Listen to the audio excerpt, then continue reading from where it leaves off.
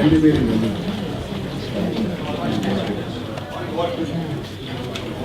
come. Then I will invite Olaf Altman, the CTO Internet Society, Vineet from Cyber Peace Foundation, G. Narendranath, DDG DOT, SS Sharma from CERTIN. Please join and we will begin.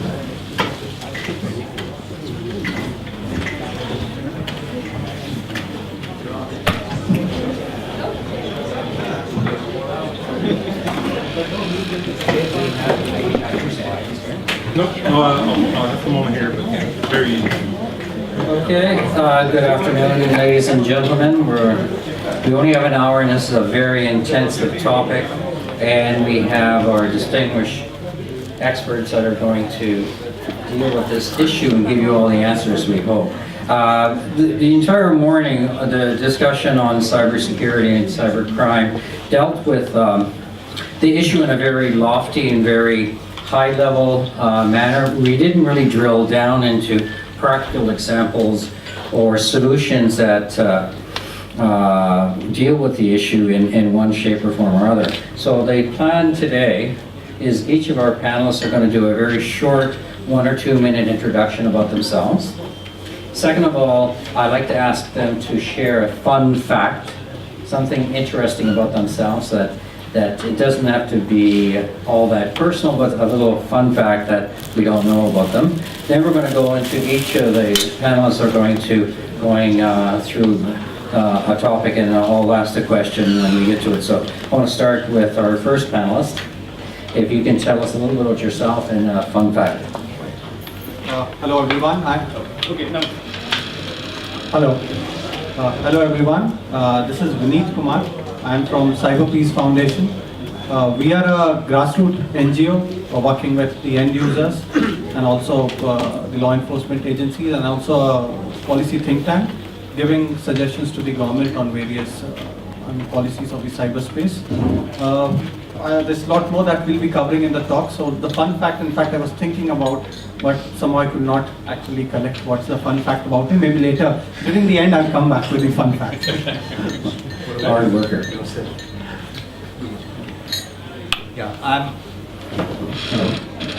I'm Narendranath. I work in the government as a Deputy Director General Security Assurance in the Department of Telecommunications, Government of India. We actually do the licensing of the service providers, and then all other regulation part of it. That's what we do from the government.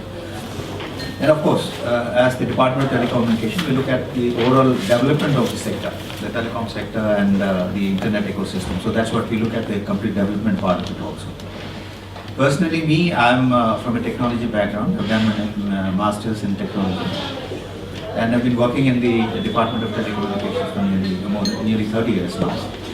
And experience in, operation planning, operation maintenance of mobile networks, internet systems and all of that. And for the last 4 years, I've been working in the area of security as a Deputy Admin Security Assurance. And in that role, what we do is we look at responsible for network security of all the telecom networks. And we also interface with law enforcement for national security reasons for where communication is used. And we also look at lawful interception requirements of we provide the technical infrastructure for that and provide assistance for lawful intercept and for cybercrime and other issues. So this is the area I work in. Now, you forgot your fun fact. The fun fact. I think the fun fact is, I had the option of coming and participating here. I like sleeping a lot, so I did have a good nap so that I'm fresh for this session today. So that's what I did. Okay. Sharma, please. Very good evening. Nice to be here.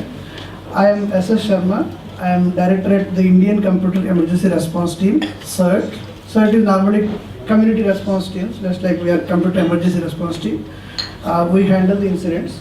I look after the operations of the CERT pertaining to the incident response. So we operate a 24/7 incident response help desk. And we are operating this since 2004, and we are yet alive. And so we handle multiple incidents per day, like website intrusions, malware infections, ransomware infections, as you may have heard in the news, and very serious incidents of DDoS attacks, APTs, target attacks, and those kind of stuff. We look after the actual practical things, and we coordinate the incident response activities with multiple stakeholders, such as registrars, service providers, international agencies, law enforcement agencies, Department of Telecommunications, telcos, etc., depending upon the various kinds of incidents. And I look after the operations and of the incident response help desk and how to escalate, how the process works. And I also look after the activities of the botnet cleaning and malware analysis center, which we launched last year, where we collaboratively work with the ISPs and antivirus vendors to trace the infected systems within the country, send notification to the users through ISPs, and enable them to clean up the systems. This is what I do. The fun fact is that I don't have any office timings. That's the most funniest part of the thing. And sometimes I wake up at 6 o'clock in the evening and go to the office, work entire throughout the night in the office, and come back and sleep in the daytime. That's what the fun fact is. Yes. It doesn't sound like fun. It's fun, that's what I'm saying. Still we are able to work. Yeah, Olaf, you took the words right out of my mouth. So, go ahead. So my name is Olaf Kortman. I'm the Chief Internet Technology Officer at the Internet Society, which means I'm responsible for the technology aspects of our work. I have a background in astronomy. Started to become interested in internet when this NCSA server came out in 1992 or 1994. What was it? And then I started working for RIPE NCC and sort of the rest, which is the internet registry in Europe, similar like APSIG. And then the rest is sort of history. I became interested in DNS infrastructure, critical infrastructure, started working on protocols, DNSSEC protocols in the ITF, and became IAD chair, Internet Architecture Board chair for a while. And since 4 years, I am with the Internet Society's global office, which is a very proudful job. Today I'm tracking all the, so one of the things that I did in my career was write the DNSSEC operational practices, which documents how you should do key rollovers, and the key rollover today is one that we described in that document. And it's actually very interesting to see the data as it develops, because the 1400 UTC will be 48 hours after the actual key roll. And the system is nicely adjusting itself. There was just in the last hour, there was a target attaining down in the amount of misconfigured or not yet up to speed recursive name servers, and it really looks to go the right way. So I'm very happy and excited about it. Fun fact, I like to cook, I like food. And yesterday I learned that ghee is not just clarified butter. Ghee is something that is more like the French look at cheese or at wine. Ghee comes from regions where one sort of ghee is better than the ghee from the cow next door, and that it takes some experience to recognize the quality of good ghee. I feel deeply ashamed, because for me it was the exercise of clarifying the butter myself before I start cooking. I do clarify my own butter, which is rare for Europeans to do, but I've learned something, and I think that there's a deep thing to explore, and there are reasons to come back to India now. Okay, going back to Vineet, but before I ask your question, we need you to share with us your fun fact. I got it. You got it? Okay.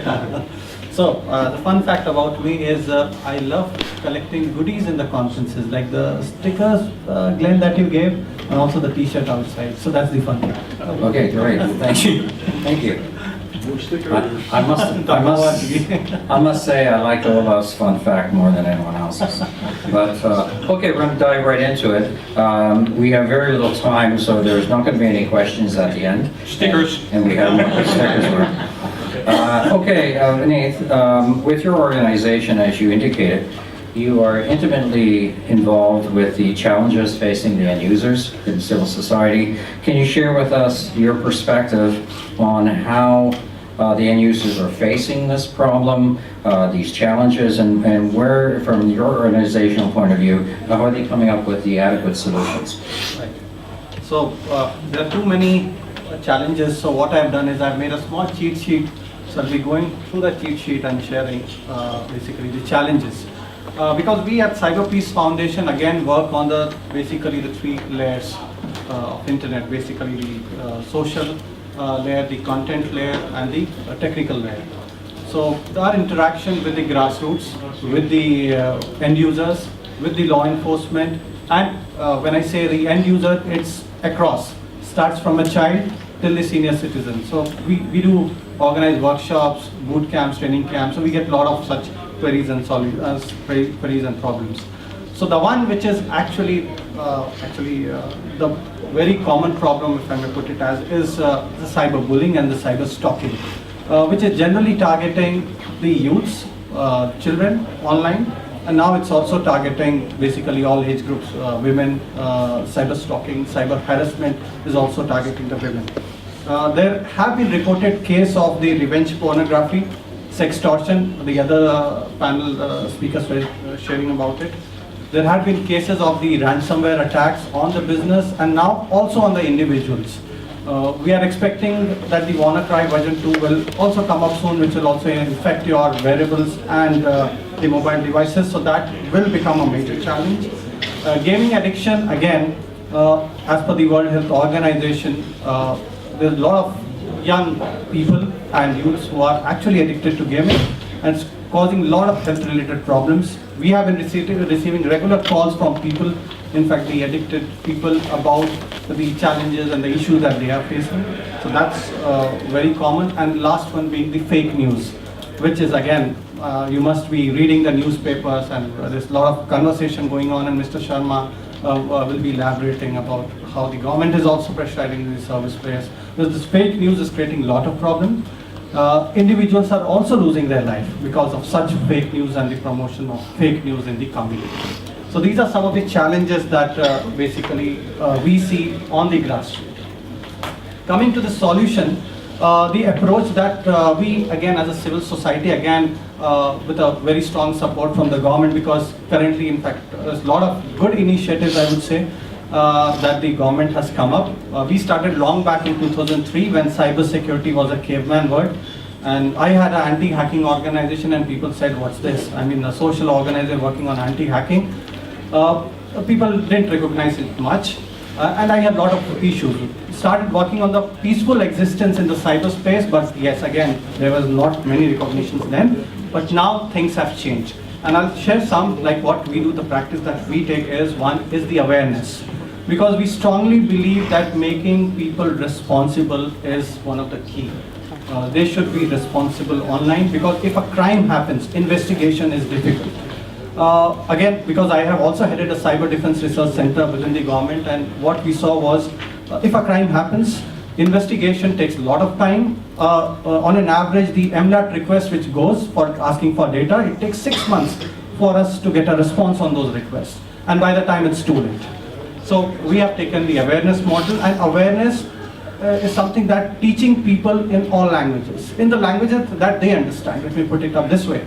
Like, it's not just the deck-based presentations that we do. We have the skits, we have the role plays, we go to the tribal areas, we organize these skits for them so that they can easily connect and understand the importance of safety. And India, in fact, it is predicted by 2020 will be 1 billion Indians. So I see a lot of challenges coming up if we don't wake up on time. Second is capacity building programs, again with the law enforcement, with the academia, and Anand is here, he heads our research initiatives called cyberpeace.center, where we are connecting the academia, connecting the civil society, industry, and the government all together. So that we have been doing, we have been engaging with various stakeholders, teaching the police officers on basically the do's and don'ts, and also the difference between a content data and a non-content data, because the challenge is the police officers, again, now the situation has improved a lot, but I'm talking about 2011 and all, where they were not understanding the meaning of Facebook. There have been cases where people said that they thought that Facebook is a book. This happened in my own state. Then again, on the policy side, again, bringing all the feeds from the ground, from the grassroots, we have been taking it to the policy makers through various forums, through various discussions. We keep holding it on a regular basis, and that's what we make them aware about the problems that the community has. Finally, on the, one more minute, and that's how I'm concluding. On the research aspects, it's not just the technical research that we do, like on the HoneyNet, on the threat intelligence that Anand heads, but we also do social research. Because India as of now lacks data. We don't know the volume of attacks, and we don't know the online behavior also of children. I mean, what kind of attacks are targeting children. So we are now heading to those researchers so that we have the accurate data so that the response can be given. Coming to the, again, another fact of this is the hackathons. So we organized, again with MeetY, we organized the Global Cyber Challenge last year, where we had hackathon and we had problem statements listed, where the community came forward and contributed and came up with the solutions. We also have the helpline, where again all these people facing any kind of a problem anywhere across India, they reach out to us, they call on the helpline and seek suggestion, and then we connect them to the right stakeholders. Empowering everyone online, because cyber security is for everyone today and everybody needs to be cyber aware. So we have now a concept of Cyber Peace Corps, where any individual, any age group, if he or she can devote 1 hour a day or maybe 1 day in a week or 1 month in a year, he or she is inducted in the Cyber Peace Corps, and that's how we take the entire skill building exercise forward, and they contribute in their own community, in their own language. So that's the model that we have been following. Thank you. Very good, thank you so much. I was a bit of a mess on explaining the process. So we started with Vineet, who's coming from a civil society point of view. And then we'll go, unfortunately, we're not sitting in the order, but Olaf is going to be next. He's going to talk about manners. He's got a series of slides. And so I'm going to ask the panelists not to interrupt them because it's a very rapid set of slides. They're just going to set up right now. And so what we're going is going through removing from the overarching concept of art. We're going from just the general concept, still in some practical solutions. You're having to a very practical solution that the ISOC organization has come up with matters. Then we're to move right to the regulator at the NAP, and then lastly the CERT. So if you're ready to start, over to you. Yeah, I'm trying to do this with the walking mic because that's usually a little bit easier. Test 1 2 1 2. Yeah.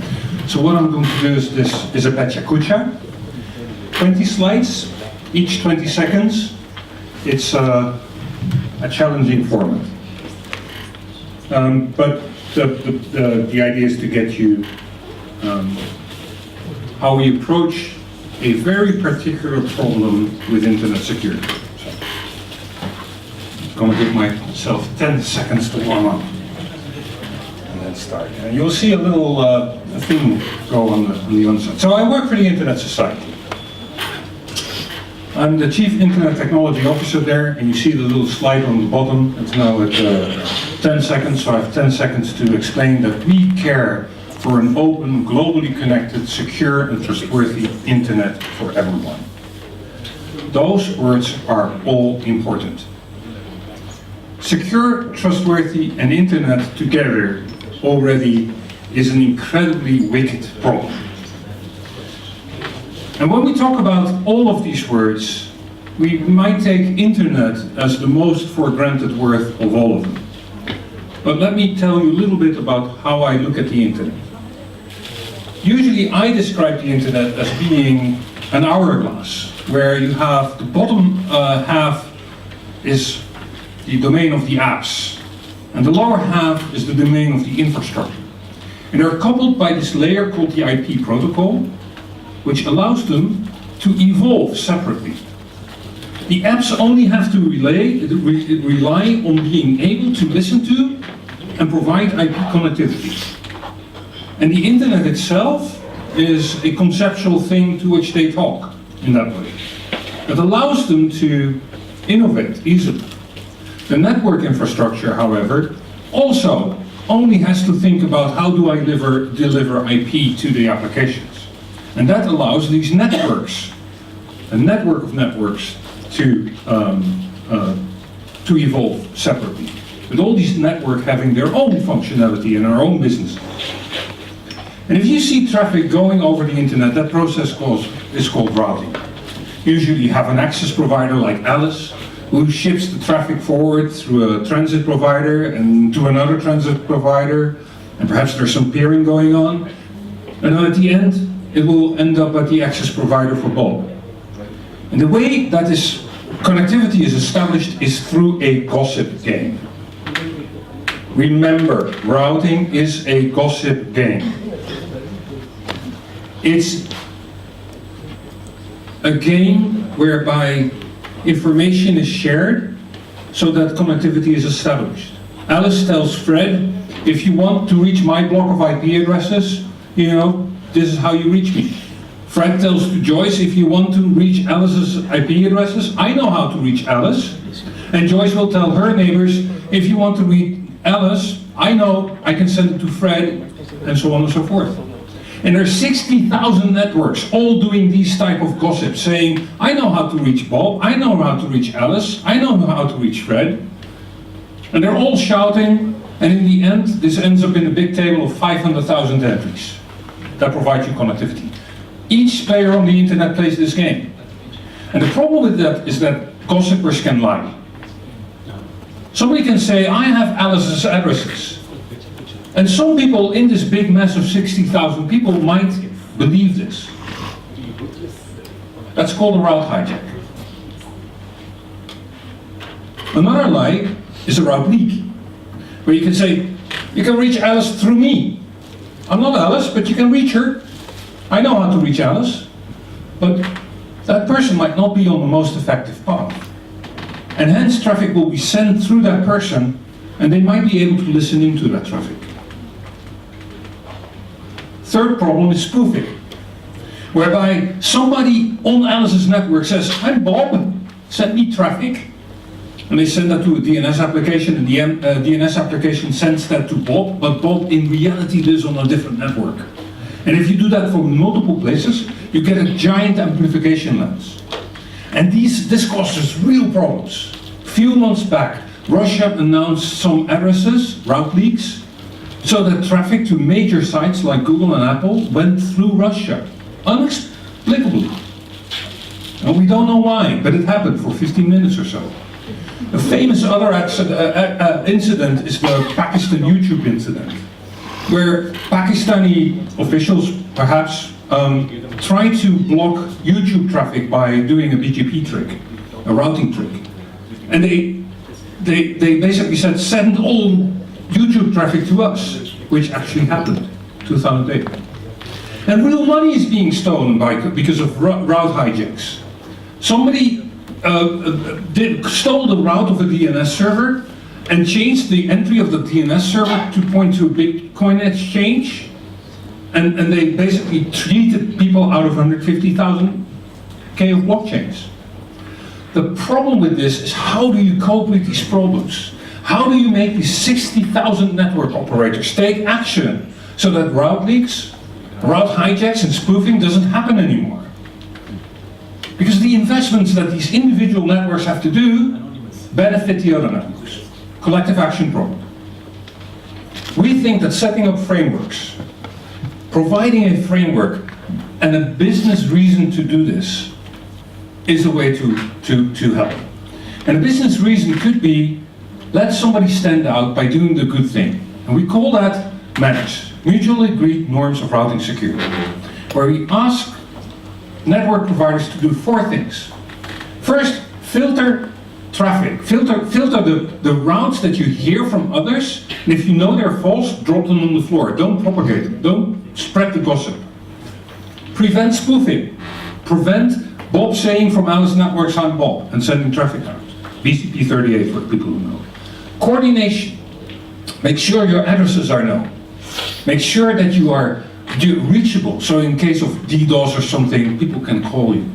And fourth, global validation. Make sure that your routes are very well known to the rest of the groups, so that that filtering can happen very effectively. Our ask is to any internet provider in the room to join Manage, to take 3 out of these 4 actions. And our ask to anybody else is to tell your vendor, your ISP, start using Manage. And by doing that, we believe we can make the infrastructure layer of the network of networks just a little bit more secure. Thank you.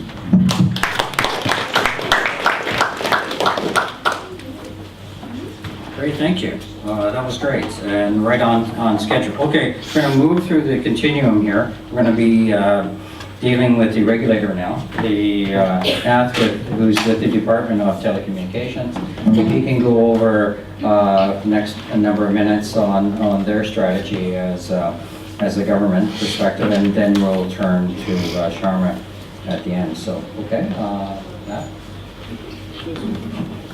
Yeah, okay. Yeah, I think what's that called? MENRS? Manage. Yeah. Mutually agreed norms for routing security. Yeah, it's a good initiative actually. That all the people who are there providing internet services have good manners. Indeed, actually, there is a pun in that. Yeah. Fun in that. To all the people who are sitting in the room, do you feel that we should have a safe and secure internet? Is it required? Hey. Is anybody in the room who says no, it's not required? Not required, good.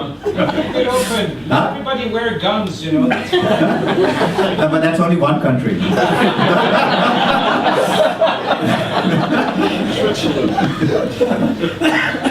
Yeah. One thing is, before I come to the regulatory part of it and all, I'm also a citizen of the world. I have my own concerns. I think, somebody, it's like, we have this no smoking signs and all. If somebody is smoking in his room, I don't have any objection to that. But then, he starts smoking in a room where it affects everybody else. Then you have these laws and others will say that, this is a no smoking zone. And I think, except for, I would say that everybody is okay with that sign, but, there are lots of people who are okay with that. So basically, when you have a sort of behavior which affects others, then we should have some norms in place. And we should have some regulations in place so that their behavior does not affect others. So that's basically that we all understand the way that is, and most of the regulations happen in that regard. And when we come to internet also, it's that that the behavior of other persons should not affect the quality of experience of others. When you have a hotel room or any theater, for example, I keep shouting in the theater and I affect the experience of others. Then I think there should be some regulation. You've got right through free speech, but not to the extent that I affect the experience of others. So this is something that personally I feel that's how we work on. One of the points you raised regarding this earlier thing was regarding the M2M and the Internet of Things, and you talked about those devices that are deployed like pulse and others which affect it. One of the things that comes to mind is, should there be, because why do people purchase all those devices without actually looking into whether it has got the necessary security? It's got a very small footprint, they're very low value devices, and people really do not look into the security aspects because there's no liability on people if because of that device somebody else gets affected. I'm not saying that the government will be thinking about it, but I think that is a dialogue that we should be having, that people who purchase equipment, are they not liable to ensure that the equipment they purchase and the way they deploy it, the way they configure it is secure? Some due diligence is exercised for them, some norms set for that, so that their use of those devices does not affect the experience of others. There is a dialogue, I think, that we should go ahead and make people liable for the type of infrastructure they deploy and the equipment, including general public. Like if somebody purchases a TV and then it's connected to the internet, yeah, he should be liable if his TV attacks somebody else. Then they should be harmed, so that they don't start going and purchasing low-value equipment which does not have the necessary security features built into that. So these are some preliminary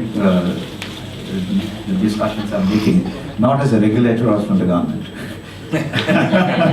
But now I come to the aspect of exactly as governments what we do. We are responsible for the security of the citizens, and that's why they are elected. The citizens of the country play a lot of responsibility on the governments that you should secure us. And with that, you find in the physical area also we have these laws and regulations and law enforcement mechanism that looks into that. We have attribution problems there also.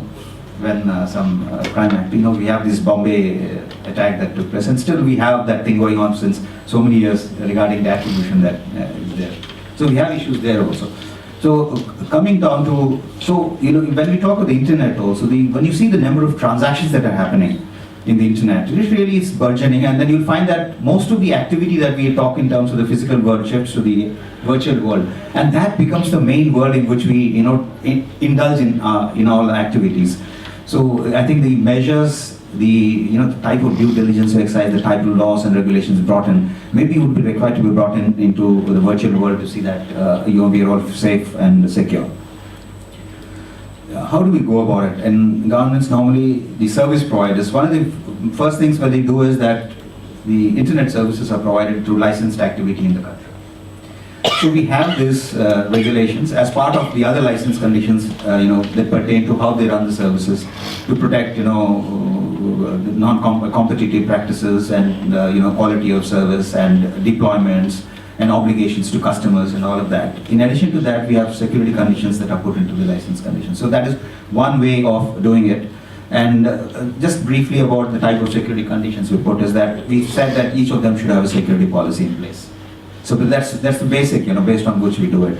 So then this has come out sometime in 2011. We had put these conditions in place, and our observation was that because they have to have a security policy in place, we found that people, the different organizations, comply with that in a different way. Some people are really serious about it, have gone serious in that, have a real solid, well thought out security policy to ensure the security of their networks. But others, just to comply it, will come with a 2-page document, which says that they will put some well-known terms like vulnerability assessment and risk assessment and things like that and send you a document, which doesn't say much. So we've examined that and over the last 1 year, and we've engaged with industry and got the technical experts on board, and industry, and we have a person from CERT also who was part of that committee. We've now come with a minimum baseline requirement for the security policy. It's around a 5-6 page document, and we have specified what are the things that are the minimum that should be there. Operator could go beyond that, but at least these are the things. And last, I think around September 25th or 26th, we got an approval from Honorable Minister of Communications, and that has been circulated to all the licensed operators, and we've given them a time of 1 year to incorporate all those measures into the first thing is to put it into the security policy, and then also put the systems in place for enforcing that security policy. So that is something we've done. Then for one is the physical layer, the infrastructure layer. That's we try to protect through the license condition, in which one of the things we talk about is the type of equipment that goes into the networks. The one problem, or not say problem, one of the aspects of Indian networks is, because we have a very small manufacturing base, more than 90% of the equipment that goes into the networks is imported. And out of that, around 60 to 70% comes from a particular country. And that's a cause of concern. So and that's a supply chain issue. And one of the things that we've said is the equipment that goes to the network should be security tested before it goes to the network. So that's one of the things. And it's a challenge, but still with that, and I think in the month of November, by the month of November, we will be coming with our own security test lab within the government. We have put in place in system where, for all the network elements that go in, we prepare what are called Indian telecommunication security assurance requirements. So that actually give you the security features of the network elements based on which these network elements would be tested and certified. And we've put in place for recognition of labs, security test labs, which will do this testing. So this is one. And I'll not say that it is a foolproof method, because one of the problems with ICT equipment is that the updates and upgrades that happen, and how do you guard after the initial testing? And how do you ensure also that the piece that you have tested is the one that is actually deployed in the network? So there are some SOPs that we are putting in place for taking care of this also. So that is one part. The other part is regarding having logs. We have mentioned that they should have all logs, and the logs have to be made for a year, and the logs should be repatriated to a syslog server so that if something, the equipment gets compromised, the logs are still available. So that is another part of it regarding the maintenance of logs, that we also have a security audit mechanism in place where they help people go and check that these things are being done. The operators are also supposed to do security audits themselves also. So then we've got, then they are supposed to report the incidents. They should have incident management and system in place, and they should report incidents to CERT and to the licensor, that is the Department of Telecommunications. The other thing is, how do you ensure that these things happen? So there is a strict penalty that is there, that in case of security breach, we have a penalty of 50 crores per breach, which is a hefty penalty. So that is a good incentive for the operators to see that they follow these conditions. 50 crores is 500 million rupees per breach. So of course, we don't impose the penalty as it. We have a committee of 5 members, including 2 outside experts, who would actually examine the breach and see, if due diligence has been exercised or not, and all of those things. And then they will come to the quantum and whether a penalty is to be imposed or not. So these are some of the things that, through the license conditions, we are trying to ensure that they do it. And we also, actively engage with the industry on a regular basis for understanding further measures that are to be taken. Okay, and so these are some things that I thought I should bring to you. And of course, we participate in ICANN meetings and IETs and all of those areas. And one of the areas that, of course, is an area of concern is the amount of participation of Indian participation in standardization bodies. So recently we have started sending more and more people into these activities to see that they participate. Outside this, you talked of attribution. See, one of the things is your unique identities for devices is one that gets compromised, so it becomes a problem. And since most of the transactions nowadays happen through the mobile, especially in India, we have mobile internet access, the one.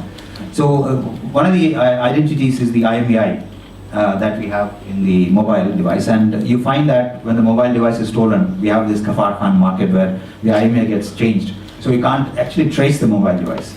So in August, September last year, we came up with a rule which says that anybody in possession of a device capable of changing the IMEI, or who does change the IMEI, is liable for prosecution, which provides for an imprisonment of 3 years. So that is one. And quite recently, last week, the Delhi police have used that, and they have raided the Kafar Khan market, and I think a substantial number of people were caught. And we are in the process of prosecuting those people. They were caught with the equipment that is capable of changing the IMEIs. So that is one part. The second part is we have taken up with the ITU, International Telecommunication Union, through a contribution for, because the 3GPP standard says that once an IMEI is implanted into the network element, it cannot be changed. It should not be changed either physically, logically, or any other way. But still, it's something that happens. So we've asked that the vendor should implement that 3GPP standard as it is. And we have requested the ITU Secretary General, based on our request, supported by a few countries, had written to the GSMA. And we are in a regular, structured dialogue with GSMA to see that these things happen. GSMA, I don't know, because of our pursuit or what, in April 2018, have come up with, guidelines about the IMEI security. And we also plan to engage with the vendors. And, there are some thoughts in process about whether we should say that we have a testing process in place, and we test an equipment, and we find that the IMEI can be changed, we will not allow that to be sold in the country. We have a certification process when one of the features is that if the IMEI can be changed, that network element should be barred from being sold in the country. That's a thought process, and we will come to that. I'll have to cut you off. I'm sorry. I know you're having fun, Yeah, I'm really having fun. No, actually, anybody who's competing for the prize for tweets, his last 10 minutes have been chock full of information, little gems for your tweets. I hope you were able to catch it. I'm sorry, I have to, and you're delightful to listen to, but I want to turn to Sharma, who's with CERT. So again, staying with the theme, how do we drill down and come up with solutions? Okay, yeah. So should I talk about problems or should I talk about solutions? Solutions. So everybody knows the problems. So do we appreciate the problems? Actually, see, what valuation I can make about from a general conversation, what valuation I can give, especially which is not normally in general information, is we handle the incidents. And of course, all incidents are not reported to us. That is one problem. And although there are mandates for organizations or users, users may not be knowing about our services also. That is another problem. I think we need to know that normally user awareness is a problem actually. It's not a problem of users, it's a problem of ours to sell ourselves that we are existing and to see our website or have an incident report to us. Of course, if all users start reporting incidents, we may not be able to handle and respond to also. That is also another problem. Okay. Before starting, just I'm a little curious about, because it's an ICANN conference and internet and all those things. Just two questions I will ask to the audience in the form of survey. So how many of you have visited the website of certain?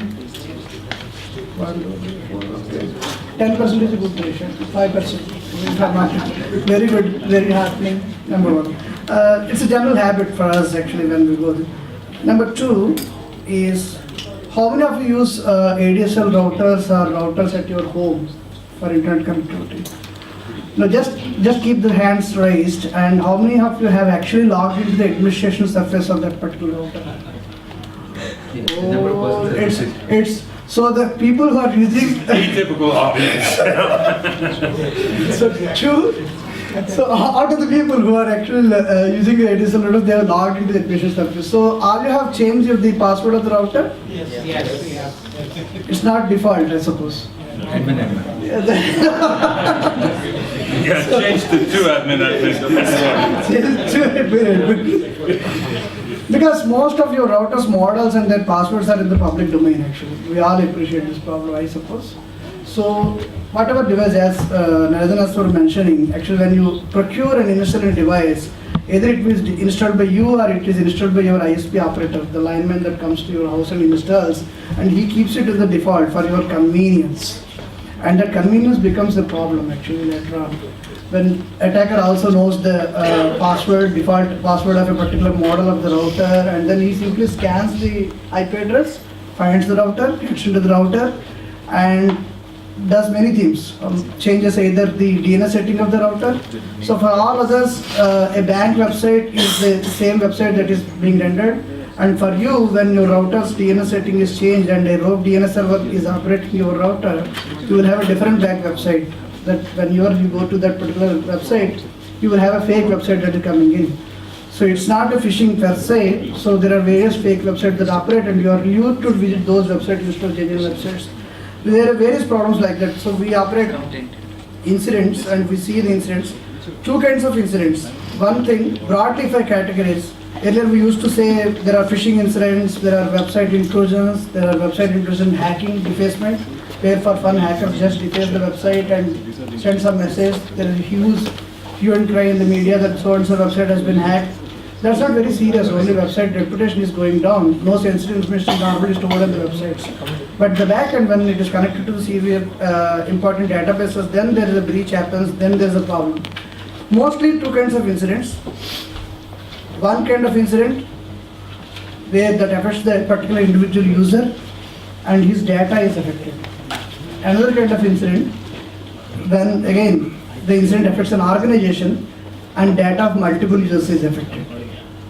So if a bank is breached, or if a telco is breached and the backend database is breached, or a database of a utility provider is breached, or a portal, online portal is breached, we are in serious trouble because data of multiple users is leaked.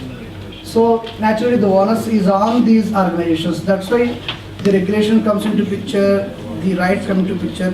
But as a user in the internet, as Olaf was mentioning, it's based on the gossip protocol. And just like in the roadside, we have certain discipline. In India, we have to drive on the left side, and in US and other countries, we use the right side. So it's a discipline that we have to maintain. So as a user also, we have certain tasks to do when we use mobile phone and desktops and all those things. This only users, that's a mature users like you may be knowing. But there are various users, at least 460 million internet users in India, all may not be knowing the kinds of basic minimum security hygiene measures that are to be taken. So we have the basic challenge there actually. In reaching out to users and telling about that, hey, WannaCry ransom is going to come and it propagates through assembly v1 protocol, and if you have not applied patches of MS 08067, you are going to be infected. So does any normal user understand this language? No. So that is the problem we have. Not only telling in English, but in the Telugu and Tamil and Hindi and all those things, whatever language you use, getting the systems patched, getting users to buy only genuine software and use, and monitoring the infections across the entire country and handling those infections. This is the challenge. We know the number of systems. Since last 1.5 years, we have been tracing these systems through our Cyber Secretariat. That means Center for Cyber Hygiene for the people of English speaking. Center for Cyber Hygiene. So we trace the infected systems in collaboration with various security vendors and product vendors and independent operators. We trace the systems and we are reaching out to ISPs nowadays. So more than 150 ISPs we are currently working with, and we are sending feeds of infected systems on a daily basis to them, with the request that reach out to the user and tell. When we say this, the ISP sometimes says that, sir, I am sending whatever message you are giving, I am sending the user, but user is saying, what is this message? Why are you harassing me? So if I tell to the user that your system is infected by a malware and visit the website of Cyber Secretariat and download this removal tool and clean the system, he is not happy. He is saying, why you are monitoring my computer? So this is the kind of typical challenges we have. So we have to do certain good things, and at the same time, we have to reach to the masses somehow and tell in a proper language about what good things you are doing for them, and let them, enable them to appreciate what they have to do, minimum steps of having basic hygiene maintained, cleaning their systems, and do that. Similarly, as Narendra sir was mentioning, the IoT devices are the home routers or light bulbs and those kind of things which are operating on default credentials are becoming problems. So this entire, again, coming to the organization side, they face huge number of DDoS attacks. When a typical DDoS attack happens, we all become helpless literally. Why? Because the amount of traffic that comes in is in 300 GB, 400 GB, 500 GB. And a typical ISP pipe to a home router, home user is 1 MB or 2 MB, and to an organization like me is about 73 Mbps. And all these pipes are choked in the DDoS attacks. And the source of attack, if you see, whenever this kind of attack happens, you have to mitigate at the source, not at the receiving end. You can't put a IPS and filter the traffic because your entire pipe is choked with these DDoS attacks. So what is the source of these attacks? When we go to the research and see all these source of attacks and determine, they are open NTP servers, they are open DNS resolvers, and they are open SNMP servers, and they are open Chargen servers which have multiplication factor of more than 350. If one single query of 50 bytes will result into so much of traffic. So how do you exercise hygiene across in a particular country? You can do through an organization like CERT or DOT or ISP in a collaborative manner, you can do in a country. But can you ensure the same thing globally at the same time? It's a challenge actually. There are various places where you can't exercise control. Similarly, when you go to the more serious kinds of incidents where serious kind of malware is operating, how this malware reaches to the systems? Either it is to spam mail, so some botnet is operating, so botnet takedown is a challenge. So at the back end where normal users doesn't appreciate, so much of efforts goes on between product vendors and security vendors and law enforcement agencies, and CERTs and registrars and ISPs to take down the botnets. We participate in the botnet takedown operations. So many takedown operations happens. Millions of systems are cut off from the command control servers. But after that, you have to reach out to these systems owners and tell them that your system is still infected. You may be cutting off the communication to the command control server, but still the system is infected. That is the basic problem. So if you are continuously suffering from a fever for 1 or 2 days, you can have a 500 mg paracetamol and 600 mg paracetamol and reduce the fever. But after that, the still fever is continuing. You have to go to the doctor and see what is the root cause of the fever. So that is the problem. So user outreach is one problem we are facing. Second problem is the collaborative working. Collaborative working and PPP, I may be blunt, but normally it's only a topic of just talking actually. It doesn't happen actually on the ground. Very difficult to achieve a collaborative working and PPP between the government and industry specifically. PPP in academia, between two academia may happen, PPP between two industry may happen when business cause is there. But what is the business cause when a government has to work with a specific industry partner? There is no business cause. Its only cause is the general societal cause. In the interest of the user, in the interest of the society, in the interest of building trust on the internet, building trust on the digital economy, building trust on the normal banking through internet, we have to work collaboratively. So we have to be more serious about collaboration. At the end of the conference, before going out of this room, I want to identify at least one action point where I can work with any particular entity for the good cause of internet.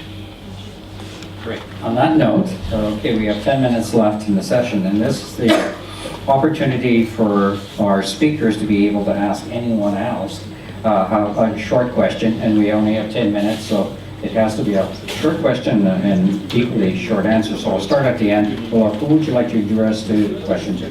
My middle neighbor, so to speak. So you were talking about licensing and minimal security policies to be specified and implemented.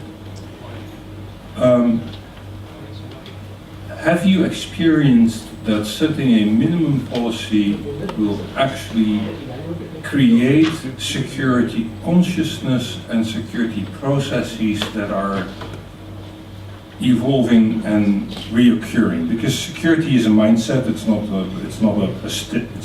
a state. It's a process, an ongoing process. So I wonder if the tool that you use in terms of licensing requirements goes beyond, where you see that the persons who and the entities that started at a weak point have actually found their way and are not going for just minimal compliance, but you find people going on and beyond because of the nudge that you give them. See, one thing is, whether security at the top level, when the board meetings take place, the companies, whether security is an agenda item is one thing that you should see. Most of the places it is not. And when we came up with this minimum security requirements, actually we got lots of congratulatory messages from the middle management level, the operational level. They were very happy with this because they have been within the organization trying to push some agenda, and that was not really successful. When they found this, now this stipulation carries with it penalties. So when there is financial disincentives for not doing something, then you will find that it becomes a board agenda. So this is one thing we realized. I will not say that the top management of the companies have come to us and said it's a good initiative, but I'll say that the middle management level were actually operational personnel who understand the security implications. They're very happy with what we've done. To bounce off on that, I think that is an incredibly important realization. It's something that I've realized in my work as well. Sometimes engineers, middle management, they're actually willing to implement, but there is no funding nor support from the upper management. And trying to find the right business message and the right societal context message that appeals to the board is one of the creative things that needs to be done. Yeah, I resonate very much. Go ahead, Daniel. Sorry, I have a bad throat. So I have a question to Mr. Sharma and Mr. Nath, again, because they represent the government. So one thing we spoke today about the information warfare, about the classic Stuxnet attack. So is India doing something to promote the indigenous startups and to promote the indigenous products? I'm for the globalization and for the global internet, but are we doing something to promote the indigenous startups and giving them a platform to contribute? Yeah, actually there are certain programs are there. MIT has done two things. One thing is giving preference for the domestically produced market. That is one particular policy is there. It's already published policies. and that can be leveraged by the Indian manufacturers. Second thing, startup challenge and program is also there by the MIT. You can check with the MIT website, programs are there for promoting. But tell me one thing, even if a startup develops certain program, are we in a position to deploy that across the country and product thing? You have to live with global products still in a complete ecosystem, in a particular specific plant or industry. You will have products from multiple vendors. It's about creating a baseline and having a visibility into what is going on in your particular network. Whether it may be internet-based network or offline-based networks, having a visibility and having a security measures. So the security, as Sir was mentioning, the testing and validating of the products, that is important. Having creating that capability, whether it may be Indian manufactured or manufactured from outside, you should have a facility to test the thing. There are opportunities for the startup again in that space also. Creating a baselines and creating a easy solutions to test an equipment in a quick manner, reverse engineering certain firmware and seeing the settings, and sweeping across networks and finding out vulnerable devices. There are various opportunities for the startups actually. But again, yes, lot to be done in this space to promote and recognize talents and nurture them to productize the things.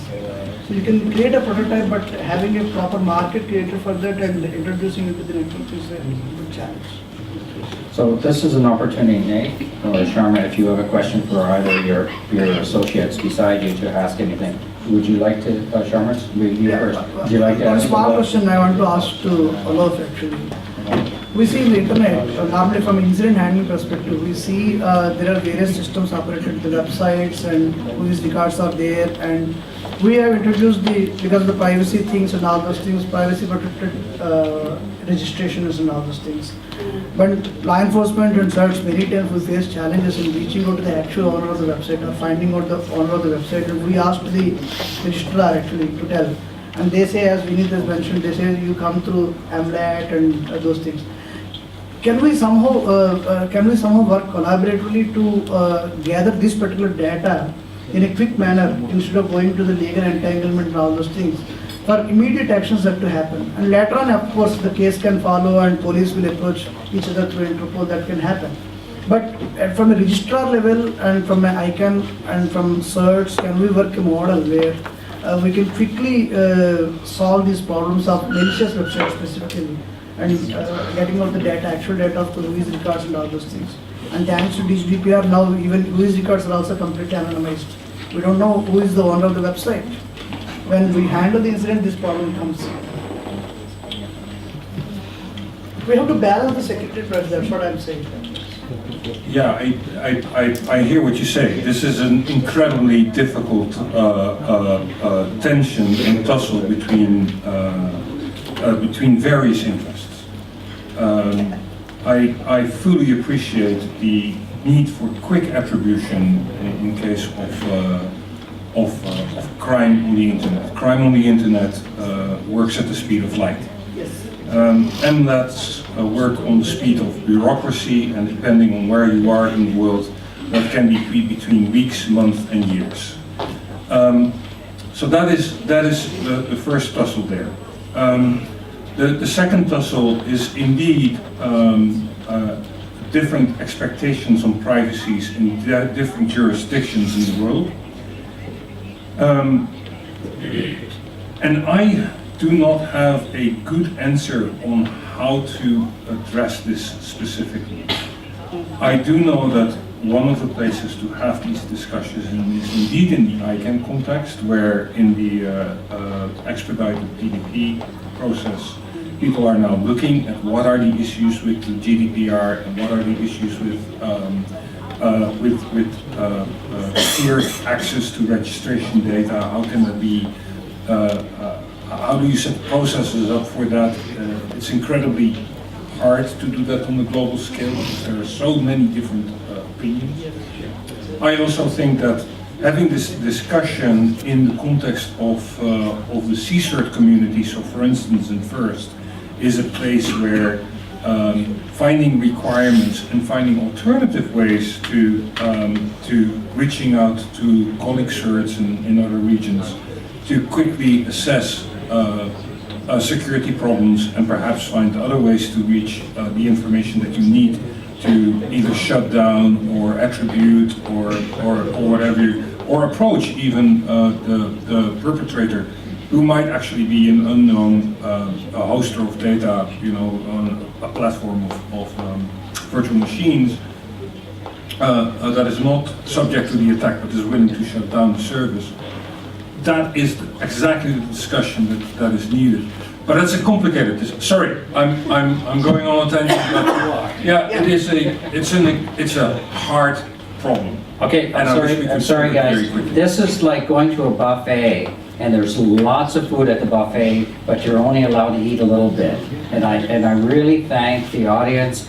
And I know you probably thought I was a terrible person not allowing you to ask questions. And I'm sure, just out of curiosity, how many people had a question? Yeah, okay. Thank you, thank you, thank you. Blame him. He had the 5 minutes sign. He's the guy. And you know what? They were all probably very good questions. But I just want to make sure. And now he's putting the sign to me. But you know, I thought I was the last minute moderator and they asked me to do this. So thank you so much for your indulgence. A warm clap, hands together.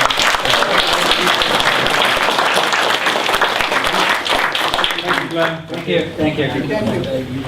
Okay, we have to do a photo. That's another job I have. Oh, I have to be up here.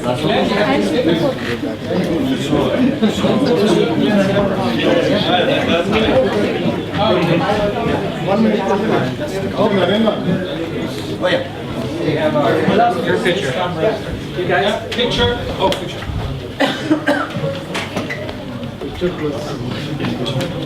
Great job, guys. Yeah, come on.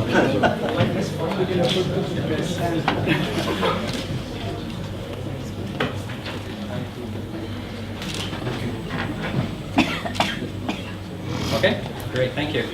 Okay. So we have one box. Ready?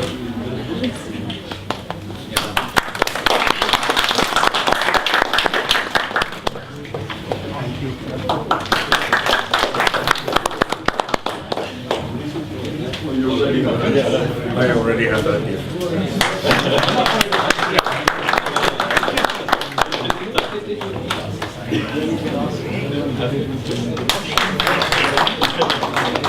Thank you. Thank you. Thank you so much. Nice box.